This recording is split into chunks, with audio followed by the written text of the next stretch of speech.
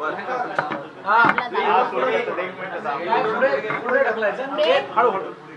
जोरात बोलतो, काय अडचण नाही.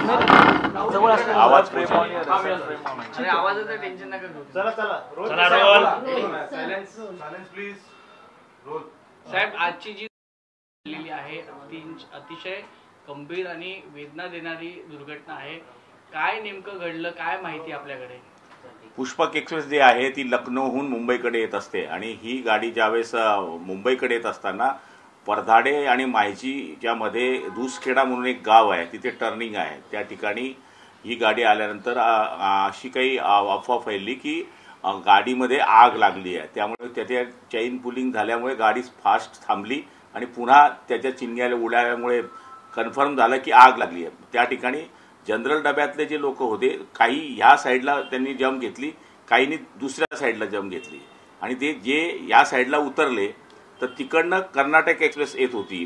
ती इतकी फास्ट होती, जवळपास 130 ते 40च्या स्पीडने. मी तिथल्या स्टेशन मास्टरशी विचारलं की इथं स्पीड कमी किती असते, तर त्यांनी सांगितलं की 130 ते 140 पर आवर्स. तर त्यामुळे त्या ठिकाणी ॲक्सिडेंट झाला आणि जवळपास 11 लोक एक्सपायर झालेले आहेत. त्याच्यामध्ये 4 हे पाचोऱ्या इथे डेड बॉडी त्यांची आहे आणि 7 डेड बॉडी ह्या GMC जळगावला पाठवण्यात आलेल्या आहे.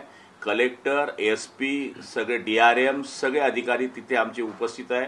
मेडिकलचे सगळे लोक तिकडे उपस्थित आहे आणि त्या 4 डेड बॉडी आहे, त्या 4 डेड बॉडीसुद्धा आता आम्ही काही वेळामध्ये GMC मध्ये हलवतो आहे. त्याचबरोबर त्या ठिकाणी 4 लोक गंभीर जखमी अजून आहे. म्हणजे म्हणजे काय होईल त्यांचंही सांगता येत नाही. त्यांना आपण खाजगी वृंदावन म्हणून एक हॉस्पिटल आहे, तिथे ॲडमिट करण्याकरता सुविधा करून ठेवलेली आहे आणि जवळपास 7 जण आहे ते त्यांना किरकोळ जखमा आहे. त्यामुळे मला तरी असं वाटतं की गैरसमजूतून म्हणा किंवा याच्यातून म्हणा ही दुर्घटना झालेली आहे. पण ही दुर्घटना इतकी भयानक आहे की त्याचं वर्णन आपल्याला करता येत नाही. आता झालेली घटनेला आता पुढची चौकशी होईल, हा विषय वेगळा आहे. पण केंद्र सरकारने याच्याकरता मदत करावी अशी विनंती केंद्र सरकारला आपण करणार आहोत. राज्याच्या या ठिकाणी योगायोगाने जळगाव जिल्ह्याच्या मंत्री रक्षा खडसे ह्या कॅबिनेट राज्यमंत्री आहेत, त्यांनाही मी कळवलेलं आहे की केंद्र सरकारकडनं या कुटुंबियांना मदत मिळावी. पण झालेली घटना फार हृदयाला धक्का देणारी आहे. आणखी काही याच्यामध्ये प्रवासी आहेत का, या सगळ्या संदर्भातली काही माहिती मिळाली का? काही लोक नाही, आता ट्रॅफिक पण क्लिअर झाली आणि जी गाडी त्या स्टेशनच्या पुढे उभी होती ती आता पाचोरा स्टेशनवर हलवण्यात आलेली. त्यामुळे सगळं जे काय आहे तिथे आतापर्यंत ते सगळं क्लिअर झालेलं आहे. डेड बॉड्या ज्या आहेत त्या जळगावकडेही पोहोचवण्यात आल्या, कारण की तिथून अंतर जळगावचं 40 किलोमीटर आहे आणि पाचोऱ्याचं अंतर 10 किलोमीटर आहे. पाचोऱ्यामधल्या ज्या 4 डेड बॉड्या आहेत त्या पण थोड्या वेळामध्ये तिकडे पोहोचणार आहे. म्हणजे 11 डेड बॉड्या ह्या GMC जळगावमध्ये जाणार आहे. अंधार झाल्यामुळे कुठेतरी हे झालं वाटतंय, अंधार झाल्यामुळे रेस्क्यू ऑपरेशन करण्यासाठी त्रास होतोय असं देखील समोर येतंय. काय असं काही नाही. आता जस्ट 2 मिनिटांपूर्वी मी कलेक्टरशी बोललोय. कलेक्टरचं म्हणणं आहे की सगळं क्लिअर झालेलं आहे. आता इथे आता काहीच नाही आहे. जे आता रुग्ण होते ते रुग्णांना मी त्यांना विचारलं असता ते म्हणले की सिव्हिलमध्ये आहे, पण तिथे जास्त अत्यंत तातडीचं असल्यामुळे त्यांना मी आदेश केले की आपण त्यांना खाजगीमध्ये लगेच त्वरित पाठवा. तर वृंदावन हॉस्पिटल एक चांगलं हॉस्पिटल आहे, तिथे आम्ही त्यांना वर्ग केलेला आहे. सर, आग लागल्याची सुरुवातीला अफवा म्हणून बोललं जात होतं, पण नेमकं काय घडलं? अफवा होती की खरोखर आग लागली होती?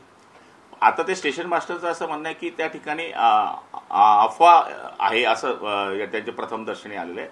त्यामुळे चैन पुलिंग झाली. चैन पुलिंग झाल्यामुळे ती गाडी एकदम चालण्या स्पीडमध्ये जर थांबली तर चिंग्या खाली उडतात, हे आपण सगळ्यांना माहिती आहे. त्यामुळे पुन्हा त्याच्यावर शिक्कामोर्तब झाला की खरंच आग लागली आहे. म्हणजे पण आग लागली होती का फक्त त्या चिंगाऱ्या होत्या, नेमकी काय? आग लागलेली नाही आहे. आग लागली नव्हती, म्हणजे अफवा होती आणि चैन पूल केली आणि त्याच्यानंतर ज्या चिंगाऱ्या उडाल्या त्यामुळे लोकांना वाटलं की खरोखरच आग लागली. जी, तसंच होतं. सर, आता हा मृतांचा आकडा आहे तो अधिक वाढण्याची शक्यता आहे, त्या संदर्भात काय अधिक माहिती आहे? हे बघा, आता 4 लोक तर अत्यंत गंभीर अवस्थेमध्ये आहे. त्यामुळे काय होईल काही सांगता येत नाही, कारण की हा आकडा 15 पर्यंत जाऊ शकतो. कारण की 4 एकदम सिरियस आहे असं कलेक्टरांचं म्हणणं आहे आणि 7 जे आहेत त्यांना कमी जखमा आहेत, ते सुरक्षित आहे. मृत्यू झालेले यांचा काही ओळख पटलेली आहे का, कुठले काय, त्या सगळ्या संदर्भातली काही माहिती समोर आली आहे का? तर प्राथमिकता अजून तशी काही माहिती नाही आलेली. पण त्यात पहिली गोष्ट होती की त्यांना तिथून उचलणे, त्यांना हॉस्पिटलमध्ये नेणे, जे जखमी आहे त्यांना पोचवणे, म्हणजे काही वेळ तर कलेक्टरने आमचं सुद्धा बोलणं कमी होत होतं याचं कारण त्यांना मी पहिले सांगितलं की माझ्याशी बोलण्याच्या ऐवजी पहिले तुम्ही तिथं करा, नंतर माहिती येत असेल ती येईल, पण कोणी जर आपल्या लवकर पोहोचल्याने लवकर मदत केल्याने वाचत असेल तर ते सगळ्यात महत्वाचं आहे, ते मस्ट आहे. तर त्या पद्धतीने आपण आपल्यापर्यंत जे करता येईल ते केलेलं आहे. नाना पटोले यांनी यावरूनच टीका केलेली आहे. त्यांचं म्हणणं आहे की रेल्वेच्या कवच योजनेचं काय झालं. हे बघा, आता ही घटना किंवा स्टेशनच्या चुकीने झाली किंवा याच्या चुकीने झाली असं नाही आहे. याच्यामध्ये तरी कोणी कृपया राजकारण करू नये. याचं कवचचं काय झालं आणि ते कवचचं काय झालं, आणि जे लोक मेले आहेत त्यांच्या बाबतीमध्ये विचार करावा. जे जखमी ते कसे वाचतील त्याच्याकरता परमेश्वरकडे प्रार्थना केली पाहिजे.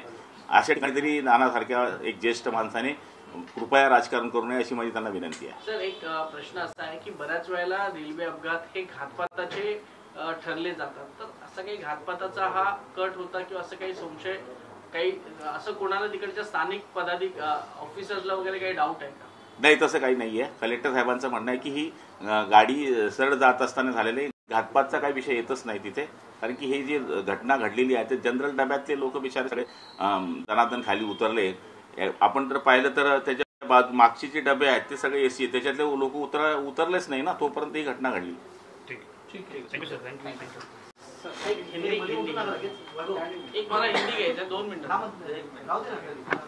सर, हिंदी में बताइए कि क्या घटना हुई है और इसके बारे में क्या अधिक जानकारी आपके पास? देखो, पुष्पक एक्सप्रेस जो है तो जलगांव से जाती है, वो लखनऊ से मुंबई जाती है. जलगांव के बाजू में जो 40 किलोमीटर के आसपास ये घटना घटी है, जहाँ से 10 किलोमीटर पाचोरा स्टेशन होता है. वहाँ पर ऐसा हुआ कि डिब्बे में, जनरल डिब्बे में ऐसा कहा गया कि आग लगी है, तो कैन पुलिंग हो गई और नीचे से ऐसा लगा कि भाई सही में आग है, तो कई लोग राइट साइड, कई लोग लेफ्ट साइड वहाँ पर कूद गए और सामने से जो कर्नाटका एक्सप्रेस है बड़ी फास्ट आ रही थी और उसमें ये दुर्घटना घटी है, जिसमें 11 लोगों की मौत हो चुकी है, जिसमें 7 हमने जलगांव जीएमसी में लोगों को डेड बॉडी पहुंचा दी है, 4 पचोरों में हैं और 7 लोग इसमें सुरक्षित है और 4 लोग बहुत गंभीर बताए जाते हैं.